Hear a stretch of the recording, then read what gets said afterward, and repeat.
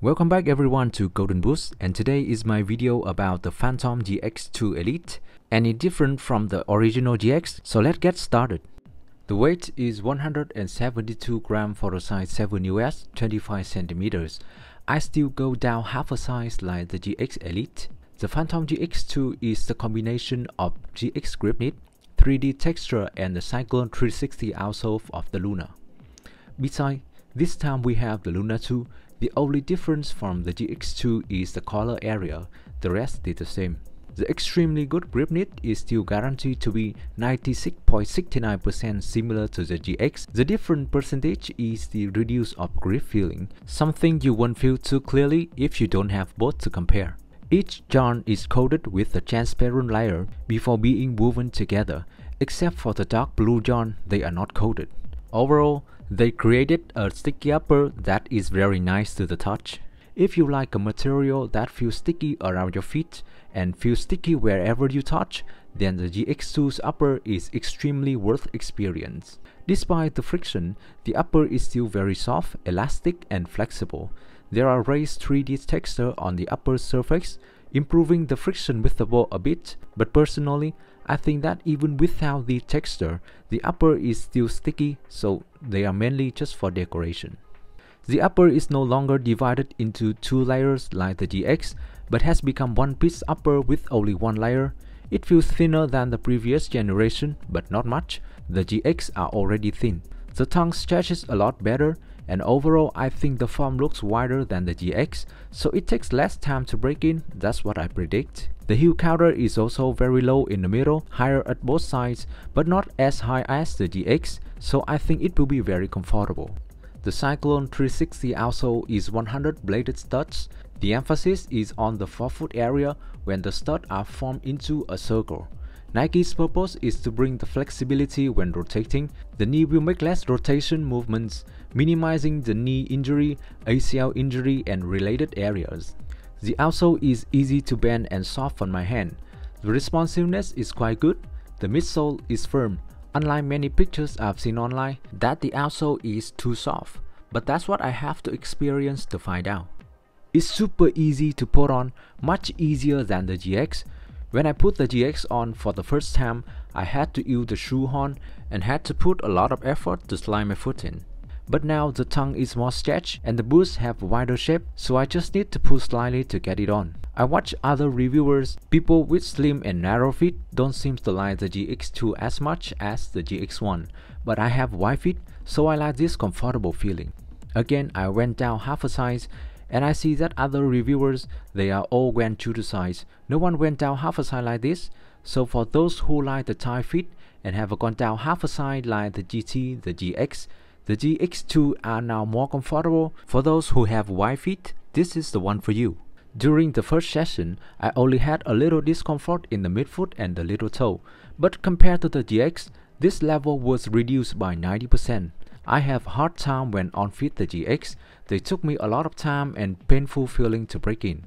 With the GX2, I always wear the original insole, no need to change to the thinner one, but very soon, all the stiff and tight feeling has gone. By the second session, there was no more tightness anywhere, it was comfortable. But when I run a lot, changing the direction, inside the boots became slippery, so I replaced the original insole with Puma insole, which has better friction. The advantage of wide feet and big ankles is that the boot fit me well around the entire collar area, so they bring a good lockdown. You can see that the cushion in the heel liner area of the GX2 is thicker than the GX, so it feels more comfortable on the heel. I don't think anyone will get blisters. I really appreciate the grip knit for its impressive impact when touching the ball. Even though on my hand, I feel a decrease in grip compared to the GX, but on feet, I don't feel that clearly. In dry condition, the grip knit of the GX2 creates a great feeling of grip on the ball. Every time the ball touches the boots, it feels like wait, just stop for about 0.2 seconds. Previously with the GX, foreign reviewers said that it would take time to get used to the grip. If you are not careful, you could fall. But I didn't experience that situation. Both the GX and the GX2 didn't get stuck with the ball. It's very easy to control. The friction and the stickiness with the ball give me excitement. It creates a unique features that can only be found on the Phantom GX, but this time I had tested the GX2 in the rain. It was just a light rain, but it was enough to make the bowl wet, the feel wet, the upper completely wet, and the grip was quite surprising. There is no grip at all. In the rain, this upper became a normal textile upper like any other pair of shock boots. When playing on natural grass, I feel the outsole is easy to turn and changing direction, lightweight and agility, but the reality about the studs arranged in the circle at the forefoot contribute to minimizing injuries has not been clearly tested. But one thing is for sure, don't use this FG outsole on artificial grass. I tried it and it didn't feel right at all. The forefoot area sticks extremely hard on artificial grass. If you are not careful, it can cause injury. But when using this outsole on natural grass, the stud will have rotation, it will break the ground and there will be no stuck situation. So if you want to experience play AG on artificial grass, round studs are easier to manage and it will be safer. As for the outsole, it also softened very quickly, and the softness in the midfoot area didn't appear until after the third session. But in the first two, the outsole was still firm, so perhaps the more I use, this outsole will be softer. I have really good experience when shooting with these, snug fitting at the toe box, and the toe box is also low, plus the grip on the upper. I really enjoy all of that. There is a big difference in the shape between the Pro and the Elite. The Elite form is much better. So in conclusion, the Phantom GX2 Elite feel quite similar to the GX. Grips the ball well, suitable for who likes the sticky upper material, soft and flexible outsoles.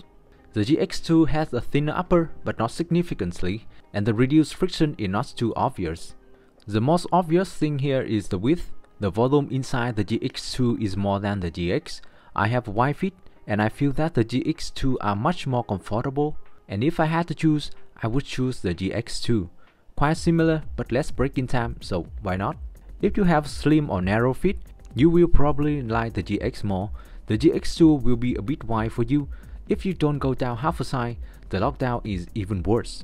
So I think anyone who is okay with the GX does not need to switch to the GX2. If you're worried when you see these pictures, then based on my experience, I think it will not happen if you only use the boost on natural grass. When you run, you turn, even the hard turn, the studs don't stick to the field. They're gonna break the ground a little bit, so the possibility of broken outsole is unlikely. Otherwise, if you play this FG outsole on artificial grass, it will break quickly. The situation as shown in the pictures may be real.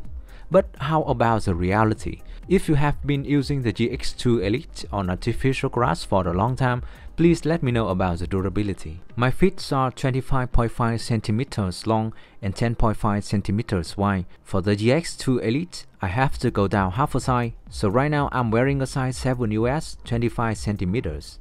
So that's my review about the Phantom GX2 Elite. If you've tried them and have different experience than me, please leave your opinions below in the comment section.